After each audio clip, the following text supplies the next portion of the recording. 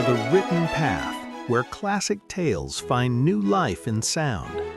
Today we journey once more into the world of Sherlock Holmes, drawn from the timeless pages of Sir Arthur Conan Doyle. A quiet evening at Baker Street is interrupted by a sudden summons, one that pulls Holmes and Dr. Watson into a puzzling case of murder, political secrets, and a single curious clue: a delicate pair of Golden Pince-Nez glasses. Settle in as we begin the adventure of the Golden Pince-Nez.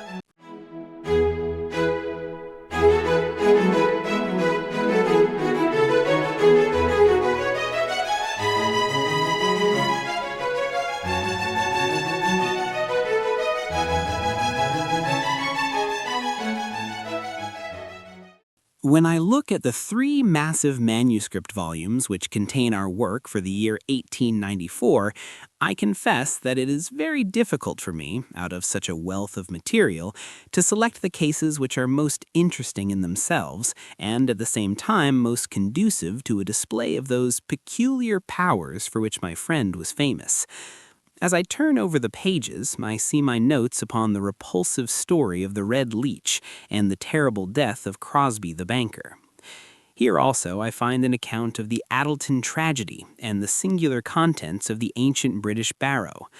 The famous Smith-Mortimer succession case comes also within this period, and so does the tracking and arrest of Huret, the boulevard assassin, an exploit which won for Holmes an autographed letter of thanks from the French president and the Order of the Legion of Honor.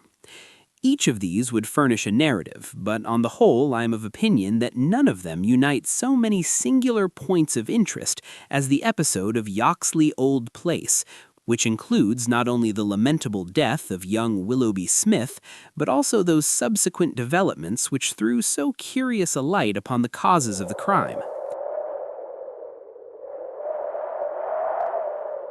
It was a wild, tempestuous night towards the close of November.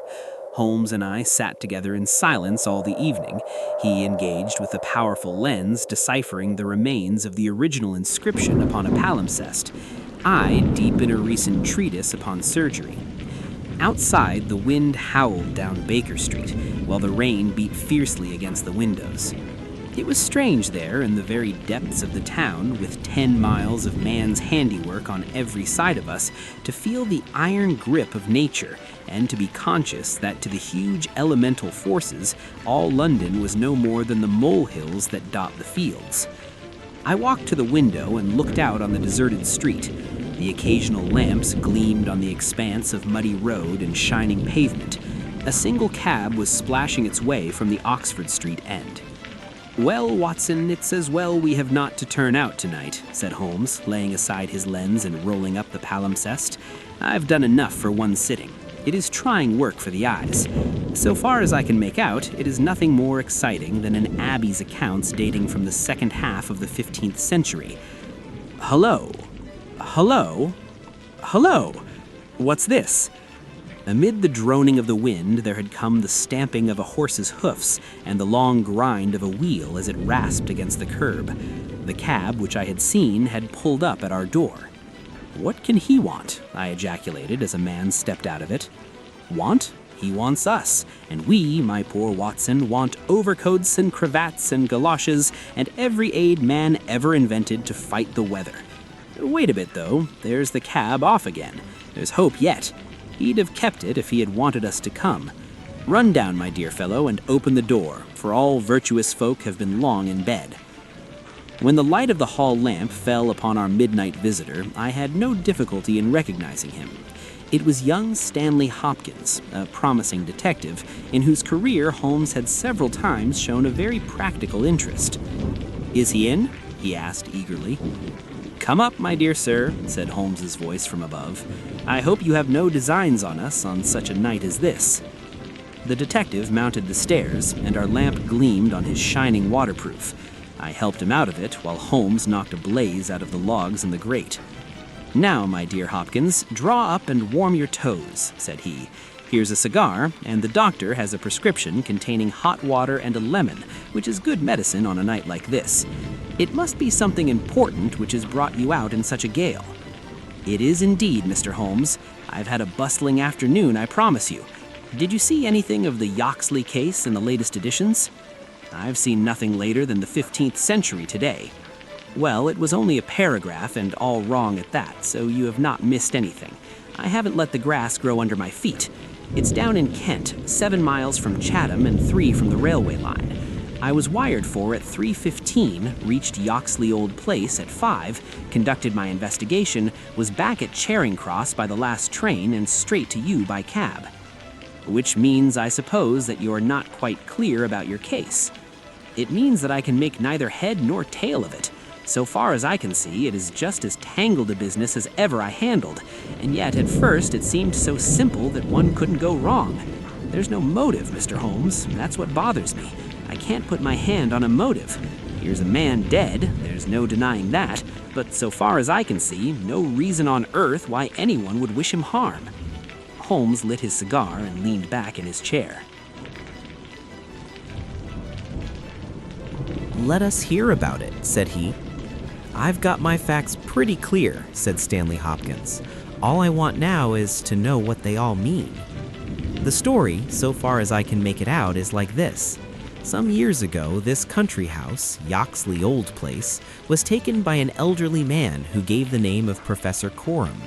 He was an invalid, keeping his bed half the time, and the other half hobbling around the house with a stick or being pushed about the grounds by the gardener in a bath chair. He was well liked by the few neighbors who called upon him, and he has the reputation down there of being a very learned man. His household used to consist of an elderly housekeeper, Mrs. Marker, and of a maid, Susan Tarleton. These have both been with him since his arrival, and they seem to be women of excellent character. The professor is writing a learned book, and he found it necessary about a year ago to engage a secretary. The first 2 that he tried were not successes, but the third, Mr. Willoughby Smith, a very young man straight from the university, seems to have been just what his employer wanted. His work consisted in writing all the morning to the professor's dictation, and he usually spent the evening in hunting up references and passages which bore upon the next day's work. This Willoughby Smith has nothing against him either as a boy at Uppingham or as a young man at Cambridge. I have seen his testimonials, and from the first he was a decent, quiet, hard-working fellow, with no weak spot in him at all. And yet this is the lad who has met his death this morning in the professor's study under circumstances which can point only to murder. The wind howled and screamed at the windows. Holmes and I drew closer to the fire, while the young inspector slowly and point by point developed his singular narrative. "If you were to search all England," he said, "I don't suppose you could find a household more self-contained or free from outside influences. Whole weeks would pass and not one of them go past the garden gate. The professor was buried in his work and existed for nothing else. Young Smith knew nobody in the neighborhood and lived very much as his employer did. The 2 women had nothing to take them from the house. Mortimer, the gardener, who wheels the bath chair, is an army pensioner, an old Crimean man of excellent character. He does not live in the house, but in a 3-roomed cottage at the other end of the garden. Those are the only people that you would find within the grounds of Yoxley Old Place. At the same time, the gate of the garden is 100 yards from the main London to Chatham road. It opens with a latch, and there is nothing to prevent anyone from walking in. Now I will give you the evidence of Susan Tarleton, who is the only person who can say anything positive about the matter. It was in the forenoon, between 11 and 12. She was engaged at the moment in hanging some curtains in the upstairs front bedroom. Professor Coram was still in bed, for when the weather is bad, he seldom rises before midday. The housekeeper was busied with some work in the back of the house. Willoughby Smith had been in his bedroom, which he uses as a sitting room, but the maid heard him at that moment pass along the passage and descend to the study immediately below her. She did not see him, but she says that she could not be mistaken in his quick, firm tread. She did not hear the study door close, but a minute or so later there was a dreadful cry in the room below. It was a wild, hoarse scream, so strange and unnatural that it might have come either from a man or a woman. At the same instant, there was a heavy thud which shook the old house, and then all was silence.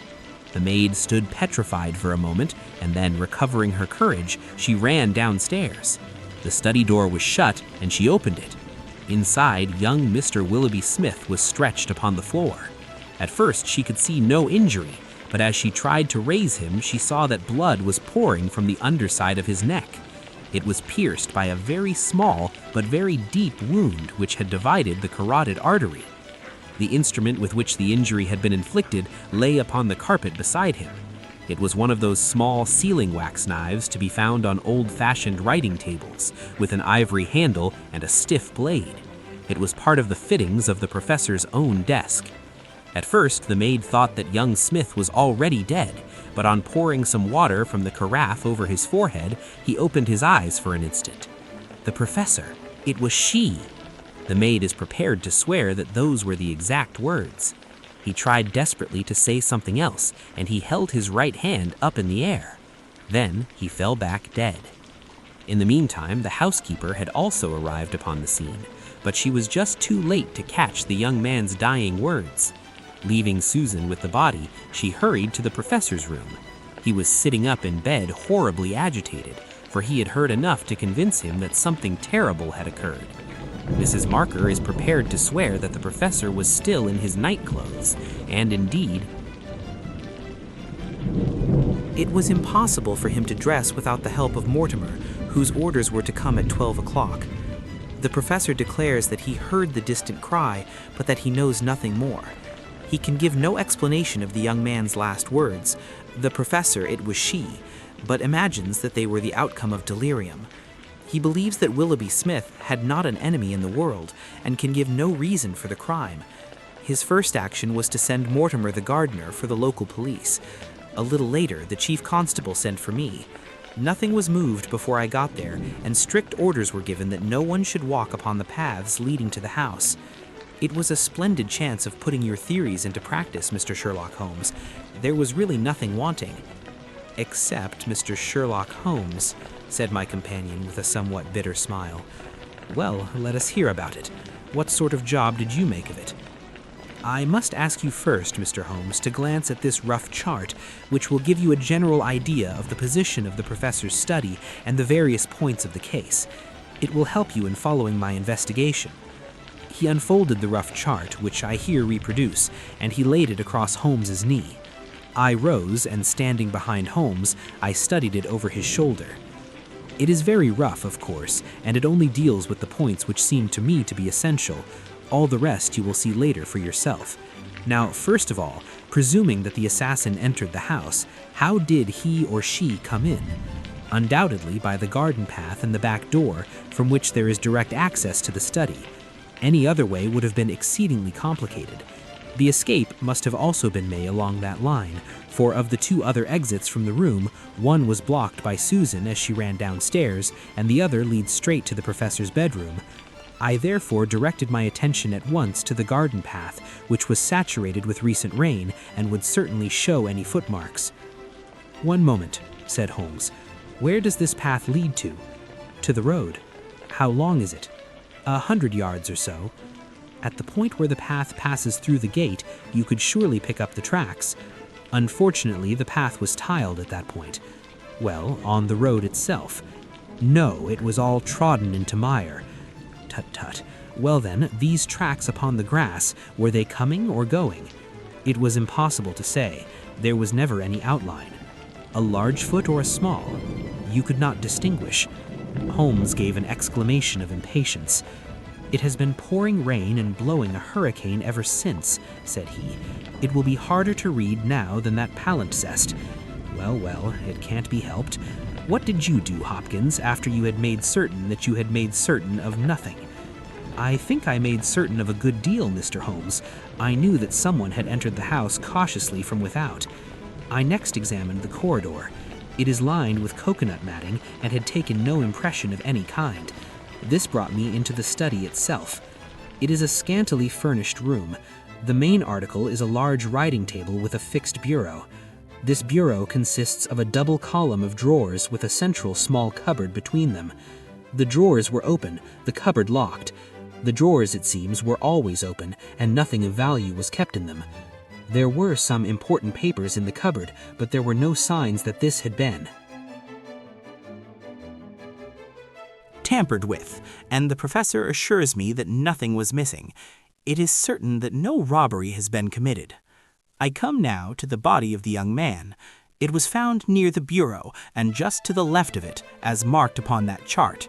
The stab was on the right side of the neck and from behind forwards, so that it is almost impossible that it could have been self-inflicted. "Unless he fell upon the knife," said Holmes. "Exactly. The idea crossed my mind, but we found the knife some feet away from the body, so that seems impossible. Then, of course, there are the man's own dying words. And finally, there was this very important piece of evidence which was found clasped in the dead man's right hand." From his pocket, Stanley Hopkins drew a small paper packet. He unfolded it and disclosed a golden pince-nez with 2 broken ends of black silk cord dangling from the end of it. "Willoughby Smith had excellent sight," he added. "There can be no question that this was snatched from the face or the person of the assassin." Sherlock Holmes took the glasses into his hand and examined them with the utmost attention and interest. He held them on his nose, endeavored to read through them, went to the window and stared up the street with them, looked at them most minutely in the full light of the lamp, and finally, with a chuckle, seated himself at the table and wrote a few lines upon a sheet of paper, which he tossed across to Stanley Hopkins. "That's the best I can do for you," said he. "It may prove to be of some use." The astonished detective read the note aloud. It ran as follows: "Wanted, a woman of good address, attired like a lady. She has a remarkably thick nose, with eyes which are set close upon either side of it. She has a puckered forehead, a peering expression, and probably rounded shoulders. There are indications that she has had recourse to an optician at least twice during the last few months. As her glasses are of remarkable strength and opticians are not very numerous, there should be no difficulty in tracing her." Holmes smiled at the astonishment of Hopkins, which must have been reflected upon my features. "Surely my deductions are simplicity itself," said he. "It would be difficult to name any articles which afford a finer field for inference than a pair of glasses, especially so remarkable a pair as these. That they belong to a woman I infer from their delicacy, and also, of course, from the last words of the dying man. As to her being a person of refinement and well-dressed, they are, as you perceive, handsomely mounted in solid gold, and it is inconceivable that anyone who wore such glasses could be slatternly in other respects. You will find that the clips are too wide for your nose, showing that the lady's nose was very broad at the base. This sort of nose is usually a short and coarse one, but there are a sufficient number of exceptions to prevent me from being dogmatic or from insisting upon this point in my description. My own face is a narrow one, and yet I find that I cannot get my eyes into the center, or near the center of these glasses. Therefore, the lady's eyes are set very near to the sides of the nose. You will perceive, Watson, that the glasses are concave and of unusual strength. A lady whose vision has been so extremely contracted all her life is sure to have the physical characteristics of such vision, which are seen in the forehead, the eyelids, and the shoulders." "Yes," I said, "I can follow each of your arguments. I confess, however, that I am unable to understand how you arrive at the double visit to the optician." Holmes took the glasses in his hand. "You will perceive," said he, "that the clips are lined with tiny bands of cork to soften the pressure upon the nose. One of these is discolored and worn to some slight extent, but the other is new. Evidently, one has fallen off and been replaced. I should judge that the older of them has not been there more than a few months. They exactly correspond, so I gather that the lady went back to the same establishment for the second." "By George, it's marvelous!" cried Hopkins, in an ecstasy of admiration. "To think that I had all that evidence in my hand and never knew it! I had intended, however, to go the round of the London opticians." "Of course you would.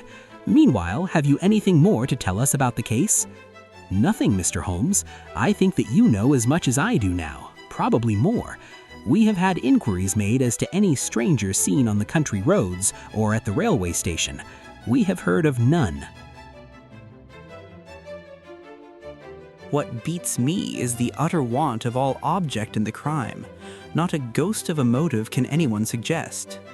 Ah, there I am not in a position to help you, But I suppose you want us to come out tomorrow. If it is not asking too much, Mr. Holmes, there's a train from Charing Cross to Chatham at 6 in the morning, and we should be at Yokesley Old Place between 8 and 9.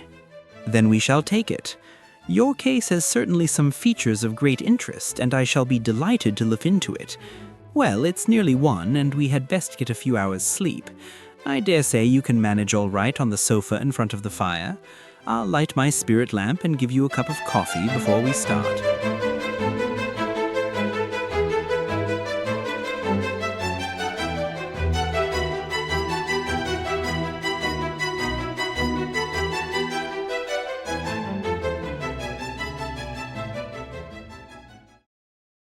The gale had blown itself out next day, but it was a bitter morning when we started upon our journey. We saw the cold winter sun rise over the dreary marshes of the Thames and the long, sullen reaches of the river, which I shall ever associate with our pursuit of the Andaman Islander in the earlier days of our career. After a long and weary journey, we alighted at a small station some miles from Chatham. While a horse was being put into a trap at the local inn, we snatched a hurried breakfast, and so we were all ready for business when we at last arrived at Yokesley Old Place. A constable met us at the garden gate. "Well, Wilson, any news?" "No, sir, nothing." "No reports of any stranger seen?" "No, sir. Down at the station they are certain that no stranger either came or went yesterday." "Have you had inquiries at inns and lodgings?" "Yes, sir. There is no one that we cannot account for." "Well, it's only a reasonable walk to Chatham. Anyone might stay there or take a train without being observed. This is the garden path of which I spoke, Mr. Holmes. I'll pledge my word there was no mark on it yesterday." "On which side were the marks on the grass?" "This side, sir. This narrow margin of grass between the path and the flower bed. I can't see the traces now, but they were clear to me then." "Yes, yes, someone has passed along," said Holmes, stooping over the grass border. "Our lady must have picked her steps carefully, must she not? Since on the one side she would leave a track on the path, and on the other an even clearer one on the soft bed." "Yes, sir, she must have been a cool hand." I saw an intent look pass over Holmes's face. "You say that she must have come back this way?" "Yes, sir, there is no other." "On this strip of grass?" "Certainly, Holmes." It was a very remarkable performance. Very remarkable. Well, I think we have exhausted the path. Let us go farther. This garden door is usually kept open, I suppose. Then this visitor had nothing to do but to walk in. The idea of murder was not in her mind, or she would have provided herself with some sort of weapon, instead of having to pick this knife off the writing table. She advanced along this corridor, leaving no traces on the coconut matting. Then she found herself in this study. How long was she there? We have no means of judging. "Not more than a few minutes, sir. I forgot to tell you that Mrs. Marker, the housekeeper, had been in there tidying not very long before. About a quarter of an hour, she says." "Well, that gives us a limit. Our lady enters this room, and what does she do? She goes over to the writing table. What for? Not for anything in the drawers. If there had been anything worth her taking, it would surely have been locked up. No, it was for something in that wooden bureau. Hello, what is that scratch upon the face of it? Just hold a match, Watson. Why did you not tell me of this, Hopkins?"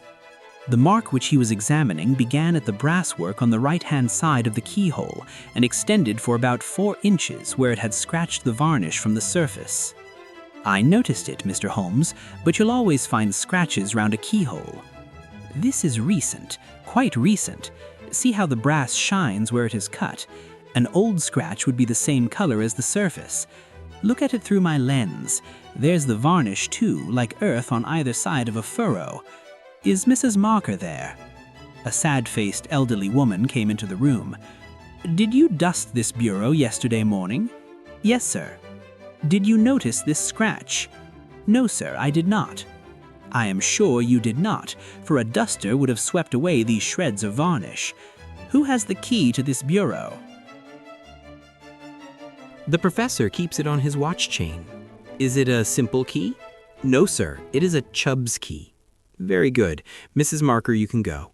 now we are making a little progress. Our lady enters the room, advances to the bureau, and either opens it or tries to do so. While she is thus engaged, young Willoughby Smith enters the room. In her hurry to withdraw the key, she makes this scratch upon the door. He seizes her, and she, snatching up the nearest object, which happens to be this knife, strikes at him in order to make him let go his hold. The blow is a fatal one. He falls and she escapes, either with or without the object for which she has come. Is Susan the maid there? Could anyone have got away through that door after the time that you heard the cry, Susan? No, sir, it is impossible. Before I got down the stair, I'd have seen anyone in the passage. Besides, the door never opened, for I would have heard it. That settles this exit. Then no doubt the lady went out the way she came. I understand that this other passage leads only to the professor's room. There is no exit that way? No, sir. We shall go down it and make the acquaintance of the professor. Hello, Hopkins. This is very important indeed. The professor's corridor is also lined with coconut matting. Well, sir, what of that? Don't you see any bearing upon the case? Well, I don't insist upon it. No doubt I am wrong. And yet it seems to me to be suggestive. Come with me and introduce me. We passed down the passage, which was of the same length as that which led to the garden. At the end was a short flight of steps ending in a door. Our guide knocked and then ushered us into the professor's bedroom. It was a very large chamber, lined with innumerable volumes, which had overflowed from the shelves and lay in piles in the corners or were stacked all around at the base of the cases. The bed was in the center of the room, and in it, propped up with pillows, was the owner of the house. I have seldom seen a more remarkable-looking person. It was a gaunt, aquiline face which was turned towards us, with piercing dark eyes which lurked in deep hollows under overhung and tufted brows. His hair and beard were white, save that the latter was curiously stained with yellow around his mouth. A cigarette glowed amid the tangle of white hair, and the air of the room was fetish with stale tobacco smoke. As he held out his hand to Holmes, I perceived that it also was stained yellow with nicotine. "A smoker, Mr. Holmes," said he, speaking well-chosen English with a curious little mincing accent. "Pray, take a cigarette. And you, sir? I can recommend them, for I have them especially prepared by Ionides of Alexandria. He sends me 1,000 at a time, and I grieve to say that I have to arrange for a fresh supply every fortnight. Bad, sir, bad, but an old man has few pleasures. Tobacco and my work, that is all that is left to me."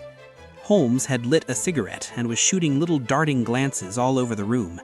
"Tobacco and my work, but now only tobacco," the old man exclaimed. Alas, what a fatal interruption. Who could have foreseen such a terrible catastrophe? So estimable a young man. I assure you that after a few months' training he was an admirable assistant. What do you think of the matter, Mr. Holmes? I have not yet made up my mind. I shall indeed be indebted to you if you can throw a light where all is so dark to us. To a poor bookworm and invalid like myself, such a blow is paralyzing. I seem to have lost the faculty of thought. But you are a man of action. You are a man of affairs. It is part of the everyday routine of your life. You can preserve your balance in every emergency. We are fortunate indeed in having you at our side." Holmes was pacing up and down one side of the room whilst the old professor was talking. I observed that he was smoking with extraordinary rapidity. It was evident that he shared our host's liking for the fresh Alexandrian cigarettes. "Yes, sir, it is a crushing blow. That is my magnum opus, the pile of papers on the side table yonder. It is my analysis of the documents found in the Coptic monasteries of Syria and Egypt, a work which will cut deep at the very foundations of revealed religion. With my enfeebled health, I do not know whether I will ever be able to complete it now that my assistant has been taken from me. Dear me, Mr. Holmes, why, you are even a quicker smoker than I am myself." Holmes smiled. "I am a connoisseur," he said, taking another cigarette from the box, his fourth, and lighting it from the stub of that which he had finished. "I will not trouble you with any lengthy cross-examination, Professor Coram, since I gather that you were in bed." "At the time of the crime and could know nothing about it. I would only ask this. What do you imagine that this poor fellow meant by his last words? The professor. It was she." The professor shook his head. "Susan is a country girl," he said, "and you know the incredible stupidity of that class. I fancy that the poor fellow murmured some incoherent, delirious words, and that she twisted them into this meaningless message. I see. You have no explanation yourself of the tragedy. Possibly an accident, possibly, I only breathe it among ourselves, a suicide. Young men have their hidden troubles, some affair of the heart, perhaps, which we have never known. It is a more probable supposition than murder. But the eyeglasses? Ah, I am only a student, a man of dreams. I cannot explain the practical things of life. But still we are aware, my friend, that love gauges may take strange shapes. By all means, take another cigarette. It is a pleasure to see anyone appreciate them so. A fan, a glove, glasses. Who knows what article may be carried as a token or treasured when a man puts an end to his life? This gentleman speaks of footsteps in the grass, but after all, it is easy to be mistaken on such a point. As to the knife, it might well be thrown far from the unfortunate man as he fell. It is possible that I speak as a child, but to me it seems that Willoughby Smith has met his fate by his own hand. Holmes seemed struck by the theory thus put forward, and he continued to walk up and down for some time, lost in thought, and consuming cigarette after cigarette. "Tell me, Professor Coram," he said at last, "what is in that cupboard in the bureau?" "Nothing that would help a thief. Family papers, letters from my poor wife, diplomas of universities which have done me honor. Here is the key. You can look for yourself." Holmes picked up the key and looked at it for an instant. Then he handed it back. "No, I hardly think that it would help me," he said. "I should prefer to go quietly down to your garden and turn the whole matter over in my head. There is something to be said for the theory of suicide which you have put forward. We must apologize for having intruded upon you, Professor Coram, and I promise that we won't disturb you until after lunch. At 2 o'clock we will come again and report to you anything which may have happened in the interval." Holmes was curiously distrayed, and we walked up and down the garden path for some time in silence. "Have you a clue?" I asked at last. "It depends upon those cigarettes that I smoked," he said. "It is possible that I am utterly mistaken. The cigarettes will show me." "My dear Holmes," I exclaimed, "how on earth—" "Well, well, you may see for yourself. If not, there's no harm done. Of course, we always have the optician clue to fall back upon, but I take a shortcut when I can get it. Ah, here is the good Mrs. Marker. Let us enjoy 5 minutes of instructive conversation with her." I may have remarked before that Holmes had, when he liked, a peculiarly ingratiating way with women, and that he very readily established terms of confidence with them. In half the time which he had named, he had captured the housekeeper's goodwill, and was chatting with her as if he had known her for years. "Yes, Mr. Holmes, it is as you say, sir. He does smoke something terrible. All day and sometimes all night, sir. I've seen that room of a morning. Well, sir, you'd have thought it was a London fog. Poor young Mr. Smith, he was a smoker also, but not as bad as the professor. His health? Well, I don't know that it's better nor worse for the smoking." "Ah," said Holmes, "but it kills the appetite." "Well, I don't know about that, sir. I suppose the professor eats hardly anything." "Well, he's variable, I'll say that for him. I'll wager he took no breakfast this morning and won't face his lunch after all the cigarettes I saw him consume." "Well, you're out there, sir, as it happens, for he ate a remarkable big breakfast this morning. I don't know when I've known him make a better one, and he's ordered a good dish of cutlets for his lunch. I'm surprised myself, for since I came into that room yesterday and saw young Mr. Smith lying there on the floor, I couldn't bear to look at food. Well, It takes all sorts to make a world, and the professor hasn't let it take his appetite away. We loitered the morning away in the garden. Stanley Hopkins had gone down to the village to look into some rumors of a strange woman who had been seen by some children on the Chatham Road the previous morning. As to my friend, all his usual energy seemed to have deserted him. I had never known him handle a case in such a half-hearted fashion. Even the news brought back by Hopkins that he had found the children and that they had undoubtedly seen a woman exactly corresponding with Holmes's description and wearing either spectacles or eyeglasses failed to rouse any sign of keen interest. He was more attentive when Susan, who waited upon us at lunch, volunteered the information that she believed Mr. Smith had been out for a walk yesterday morning and that he had only returned half an hour before the tragedy occurred. I could not myself see the bearing of this incident, but I clearly perceived that Holmes was weaving it into the general scheme which he had formed in his brain. Suddenly, he sprang from his chair and glanced at his watch. 2 o'clock, gentlemen, said he. We must go up and have it out with our friend, the professor. The old man had just finished his lunch, and certainly his empty dish bore evidence to the good appetite with which his housekeeper had credited him. He was indeed a weird figure as he turned his white mane and his glowing eyes towards us. The eternal cigarette smoldered in his mouth. He had been dressed and was seated in an armchair by the fire. Well, Mr. Holmes, have you solved this mystery yet? He shoved the large tin of cigarettes which stood on a table beside him towards my companion. Holmes stretched out his hand at the same moment, and between them they tipped the box over the edge. For a minute or two we were all on our knees retrieving stray cigarettes from impossible places. When we rose again, I observed that Holmes's eyes were shining and his cheeks tinged with color. Only at a crisis have I seen those battle signals flying. Yes, said he, I have solved it. Stanley Hopkins and I stared in amazement. Something like a sneer quivered over the gaunt features of the old professor. Indeed, in the garden? No, here. Here? When? This instant. You are surely joking, Mr. Sherlock Holmes. You compel me to tell you that this is too serious a matter to be treated in such a fashion. I have forged and tested every link of my chain, Professor Coram, and I am sure that it is sound. What your motives are, or what exact part you play in this strange business, I am not yet able to say. In a few minutes I shall probably hear it from your own lips.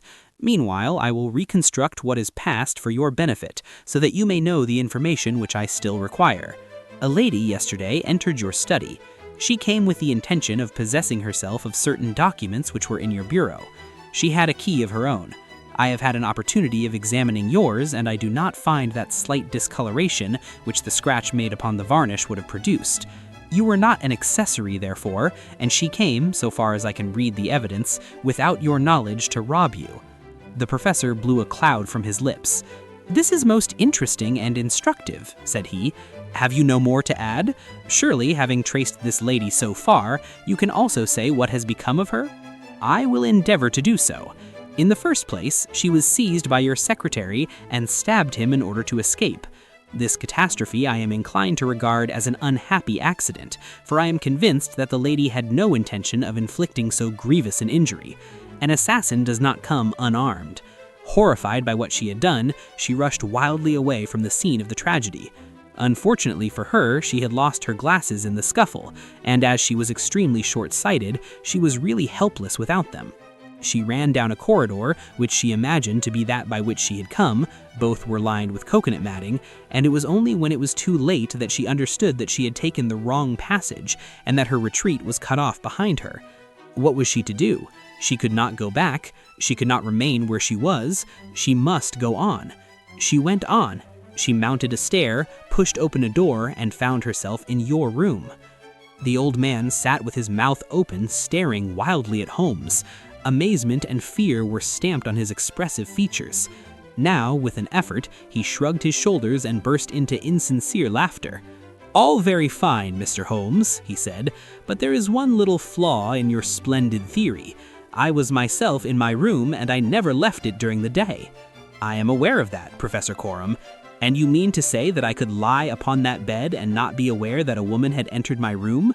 I never said so. You were aware of it. You spoke with her. You recognized her. You aided her to escape. Again, the professor burst into high-keyed laughter.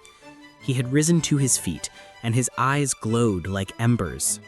"You are mad," he cried. "You are talking insanely. I helped her to escape? Where is she now?" "She is there," said Holmes, and he pointed to a high bookcase in the corner of the room. I saw the old man throw up his arms. A terrible convulsion passed over his grim face, and he fell back in his chair. At the same instant, the bookcase at which Holmes pointed swung round upon a hinge, and a woman rushed out into the room. "You are right," she cried, in a strange foreign voice. "You are right. I am here." She was brown with the dust and draped with the cobwebs which had come from the walls of her hiding place. Her face, too, was streaked with grime, and at the best she could never have been handsome, for she had the exact physical characteristics which Holmes had divined, with, in addition, a long and obstinate chin. What with her natural blindness, and what with the change from dark to light, she stood as one dazed, blinking about her to see where and who we were. And yet, in spite of all these disadvantages, there was a certain nobility in the woman's bearing, a gallantry in the defiant chin and in the upraised head, which compelled something of respect and admiration. Stanley Hopkins had laid his hand upon her arm and claimed her as his prisoner, but she waved him aside gently, and yet with an overmastering dignity which compelled obedience. The old man lay back in his chair with a twitching face and stared at her with brooding eyes. "Yes, sir, I am your prisoner," she said. "From where I stood I could hear everything, and I know that you have learned the truth. I confess it all. It was I who killed the young man. But you are right, you who say it was an accident. I did not even know that it was a knife which I held in my hand, for in my despair I snatched anything from the table and struck at him to make him let me go. It is the truth that I tell." "Madam," said Holmes, "I am sure that it is the truth. I fear that you are far from well." She had turned a dreadful color, the more ghastly under the dark dust streaks upon her face. She seated herself on the side of the bed. Then she resumed. "I have only a little time here," she said, "but I would have you to know the whole truth. I am this man's wife. He is not an Englishman. He is a Russian. His name I will not tell." For the first time the old man stirred. "God bless you, Anna," he cried. "God bless you." She cast a look of the deepest disdain in his direction. "Why should you cling so hard to that wretched life of yours, Sergius?" said she. "It has done harm to many and good to none, not even to yourself. However, it is not for me to cause the frail thread to be snapped before God's time. I have enough already upon my soul since I crossed the threshold of this cursed house. But I must speak, or I shall be too late. I have said, gentlemen, that I am this man's wife. He was 50, and I a foolish girl of 20 when we married. It was in a city of Russia, a university. I will not name the place." "God bless you, Anna," murmured the old man again. "We were reformers, revolutionists, nihilists, you understand. He and I and many more. Then there came a time of trouble. A police officer was killed. Many were arrested. Evidence was wanted, and in order to save his own life and to earn a great reward, my husband betrayed his own wife and his companions. Yes, we were all arrested upon his confession. Some of us found our way to the gallows, and some to Siberia. I was among these last, but my term was not for life. My husband came to England with his ill-gotten gains, and has lived in quiet ever since, knowing well that if the Brotherhood knew where he was, not a week would pass before justice would be done." The old man reached out a trembling hand and helped himself to a cigarette. "I am in your hands, Anna," he said. "You were always good to me." "I have not yet told you the height of his villainy," said she. "Among our comrades of the order, there was one who was the friend of my heart. He was noble, unselfish, loving, all that my husband was not. He hated violence, We were all guilty, if that is guilt, but he was not. He wrote forever, dissuading us from such a course. These letters would have saved him. So would my diary, in which from day to day I had entered both my feelings towards him and the view which each of us had taken. My husband found and kept both diary and letters. He hid them, and he tried hard to swear away the young man's life. In this he failed, but Alexei was sent a convict to Siberia, where now, at this very moment, Alexei, a man whose name you are not worthy to speak, works and lives like a slave. And yet I have your life in my hands, and I let you go." "You were always a noble woman, Anna," said the old man, puffing at his cigarette. She had risen, but she fell back again with a little cry of pain. "I must finish," she said. "When my term was over, I set myself to get the diary and letters, which, if sent to the Russian government, would procure my friend's release. I knew that my husband had come to England. After months of searching, I discovered where he was. I knew that he still had the diary, for when I was in Siberia, I had a letter from him once, reproaching me and quoting some passages from its pages. Yet I was sure that with his revengeful nature, he would never give it to me of his own free will. I must get it for myself. With this object, I engaged an agent from a private detective firm, who entered my husband's house as secretary. It was your second secretary, Sergius, the one who left you so hurriedly. He found that papers were kept in the cupboard, and he got an impression of the key. He would not go farther. He furnished me with a plan of the house, and he told me that in the forenoon the study was always empty, as the secretary was employed up here. So at last I took my courage in both hands, and I came down to get the papers for myself. I succeeded, but at what a cost! I had just taken the papers and was locking the cupboard when the young man seized me.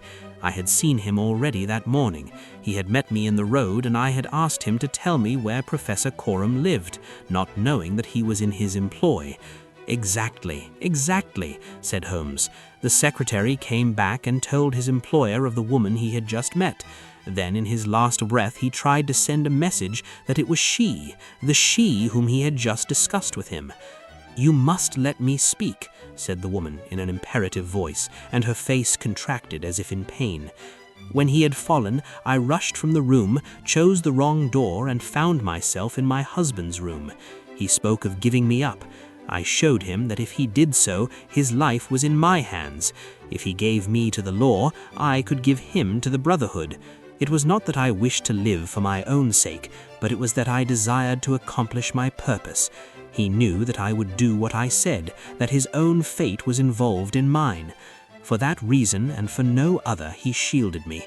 He thrust me into that dark hiding place, a relic of old days, known only to himself. He took his meals in his own room, and so was able to give me part of his food. It was agreed that when the police left the house, I should slip away by night and come back no more. But in some way you have read our plans. She tore from the bosom of her dress a small packet. "These are my last words," said she. "Here is the packet which will save Alexis. I confide it to your honor and to your love of justice. Take it. You will deliver it at the Russian embassy. Now I have done my duty, and—" "Stop her!" cried Holmes. He had bounded across the room and had wrenched a small phial from her hand. "Too late," she said, sinking back on the bed. "Too late. I took the poison before I left my hiding place. My head swims. I am going. I charge you, sir, to remember the packet." "A simple case, and yet in some ways an instructive one," Holmes remarked as we travelled back to town. "It hinged from the outset upon the Pince-Nez. But for the fortunate chance of the dying man having seized these, I am not sure that we could ever have reached our solution.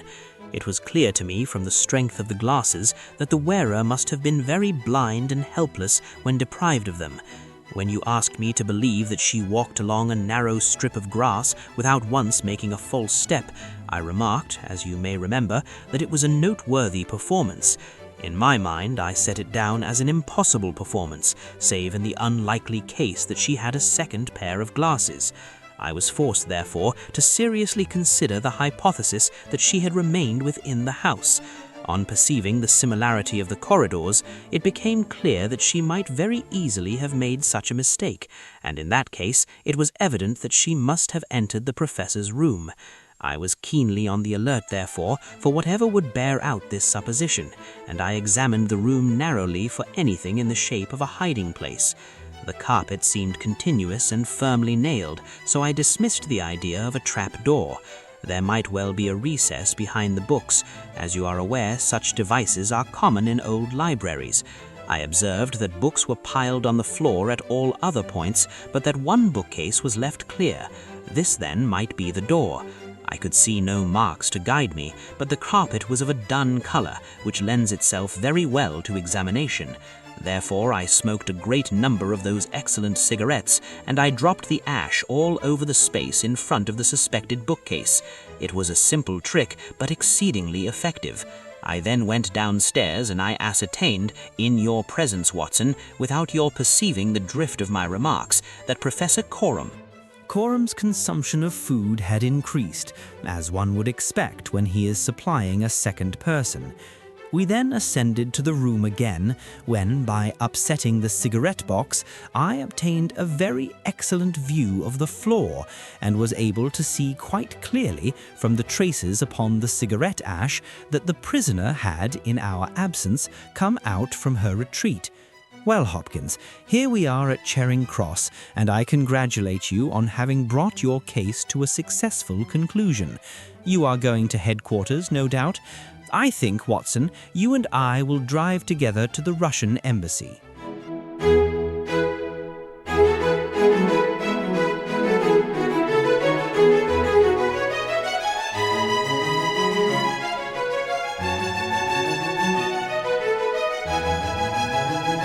And so, with the mystery of the Golden Pince-Nez laid bare, we are reminded once more that the smallest details often carry the greatest truths. In a quiet room stained by violence and secrets, it was not brute force that revealed the culprit, but observation, patience, and the courage to follow reason wherever it may lead. Holmes teaches us that every object has a story, and every silence a meaning, if only we choose to look closely enough.